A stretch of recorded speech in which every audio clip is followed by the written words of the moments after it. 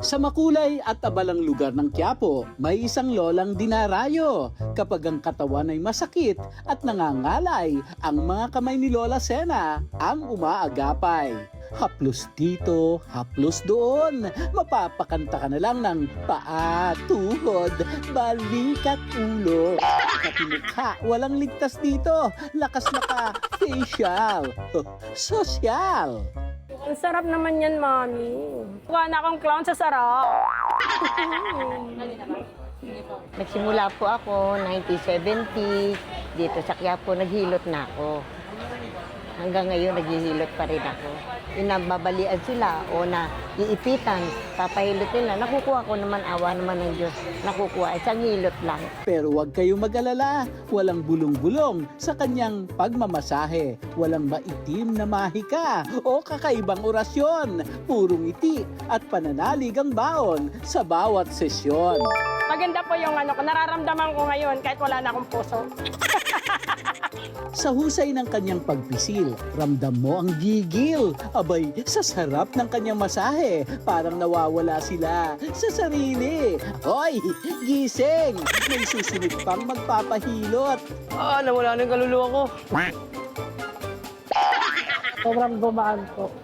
Nagtunugan po yung mga buto-buto ko sa likod. Si Nanay Senya kasi, since college ako, siya yung naghihilot sa akin hanggang sa mother ko, yung family ko. Until nagkaroon ako ng anak, or siya na yung humahandle. Kasi ever since, sobrang galing ni Nanay kasi, kaya bumabalik-balik kami sa kanya. The best. Basta pag nahilot ko sila at napagaling ko sila, tuwan-tuwa ako. Masaya ako kasi kahit na bumayad lang sila, hindi sila bumayad, napagaling ko sila. Okay sa akin yun. Ni Lord yun. Iba't ibang uri ng pananakit ang kayang harapin ng kanyang mga daliri. Pero Lola Sena, may tanong lang ako. Ano po ba ang mas mahirap pinutin? Matigas na likod o matigas na ulo? Kaya ko palambutin yun. Matigas na ulo, kaya kong palambutin yun.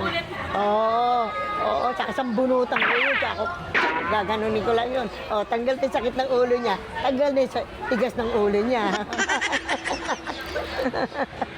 Sa halagang 100, hetong at may papribi siya na kwentuhan. Kaya sulit ang bayad sa hilutan.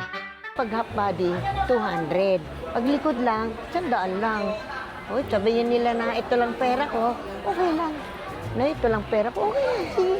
Basta gumaling ka lang. Yun naman ang akin eh. Hindi ko naman kailangan yung bayaran nyo ako ng malaki. Napagaling ko kayo, hindi. Kung maliit lang at napagaling ko sila, okay na sa akin. At kapag kasukasuan naman ni Lola Sena ang masakit, todo rescue ang asawa niyang malupet. Masakit yung ganito ko, ihilutin niya yun. Siya naman tagahilot ko. Pagka naman may masakit sa kanya, ako naman din na naghihilot sa kanya, di ba? Hindi na kami pumupunta sa iba para maghilutan, pahilot o ganun. Kaming dalawa na lang.